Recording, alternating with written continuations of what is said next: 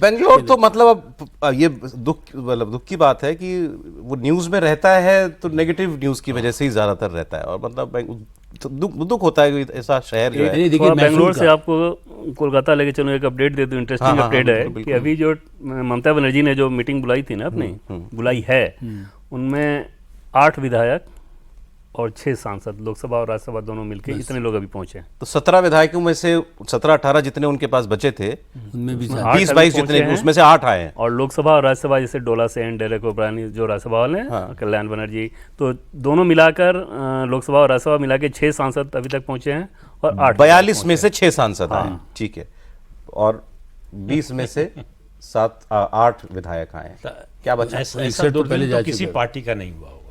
तो अब तो तय सर, ये सारे तुरंत बाद ऐसा हो जाए। नहीं, अब इनके पास जितने बचे हैं विधायक, अब उसमें से भी कोई उधर जा रहे हैं ऐसा लग रहा है। हाँ, साफ साफ क्यों रुकेंगे भाई? जो आगे राजनीति करना चाहता है वो ये देखेगा कि उसकी राजनीति चल पाएगी कि नहीं, उसका राजनीतिक भविष्य पार्टी में है कि नहीं।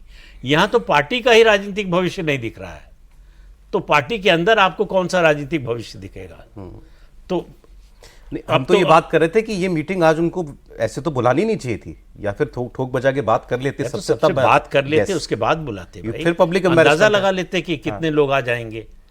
तो इसका मतलब है कि आपका कम्युनिकेशन का सारा चैनल भी बंद हो चुका है। फोन उन्होंने खूब किए हैं, यही खबर है। बहुत कोशिश की है ममता बनर्जी ने, खुद प्रयास किए हैं, उसके बाद ये 8 आए हैं। डोला सेन, माला रॉय, कल्याण बनर्जी, अभिषेक बनर्जी, डेरेक ओब्रायन और सुदीप बंदोपाध्याय, अभी तक जो नाम है ये 6 सांसदों के नाम है। इन 6 में एक अभिषेक बनर्जी भी है, जो कि वो तो आते ही तो इसके अलावा 5 हैं। और राज्यसभा के अगर सांसदों की बात कर लें तो सागरिका घोष, डोला सेन और डेरेक ओब्रायन और वो जो चौथी हैं जिन मेनका, इन 4 के बारे में आप श्योर रहिए कि वो टीएमसी में ममता बनर्जी को कभी नहीं छोड़ेंगे। बाकी जो नाम रहेंगे उसमें हमेशा ये खतरा रहेगा कि न जाने कब वो असंतुष्ट हो जाएं, कब उनका असंतोष सामने आ जाए। डीएमके ने अलग लिख के ये नहीं छोड़ेंगे क्योंकि दूसरी जगह इनको कोई जगह नहीं मिलेगी। इधर से नो एंट्री है। इनफैक्ट बीजेपी के नेताओं से अगर डेरेक ओब्रायन के बारे में बात कीजिए तो वो तो ये कह रहे हैं कि अरे हम लोग तो वेट कर रहे हैं कि वो अपना सिर मुड़वाने वाली जो बात कहते कब हो रहा है। डेरेक ओब्रायन ने चुनाव के दरमियान कहा था ना, बीजेपी की सीटों को लेकर। अच्छा, उन्होंने कुछ नियुक्तियां भी की हैं संगठन, क्योंकि उन्होंने सारी ऑर्गेनाइजेशन सब भंग कर दिया था। तो अभिषेक बनर्जी टीएमसी के महासचिव बने रहेंगे, पहला बड़ा फैसला। सयानी घोष टीएमसी की यूथ विंग की अध्यक्ष होंगी, मतलब सयानी घोष नहीं जा रही हैं कहीं। चंद्रिमा भट्टाचार्य बंगाल टीएमसी के अध्यक्ष होंगी। ये 3 बड़े फैसले। सबसे बड़ा फैसला तो ये कि आपने अभिषेक बनर्जी को अभी भी जनरल सेक्रेटरी बनाया हुआ है, तो आपने वो उम्मीद तो खत्म ही कर दी कि कोई लौट के आएगा। वो तो सभी ये कह रहे हैं कि अभिषेक के साथ तो सवाल ही नहीं है वापस आने का। तो मतलब परिवार मोह, पुत्र मोह ही कहिए इसको, भी पुत्रवत ही है वो। मतलब पार्टी छूट गई, चली गई, खत्म हो गई, आप वो एक करेक्शन करने के लिए तैयार नहीं है, जो उसकी सबसे बड़ी वजह है। अभी कम से कम बता वो जो भी रहे कि भाई अभिषेक बनर्जी वजह है, still you are insisting on it.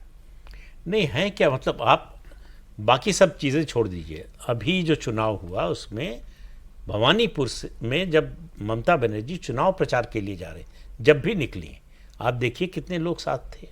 और पिछले चुनाव का याद कर लीजिए, बाई इलेक्शन का 2021 में चुनाव प्रचार के लिए ममता बनर्जी घर से निकली तो 1000-2000 आदमी तो 15-20-25 मिनट में इकट्ठा हो ही जाता था। आज हालत क्या है?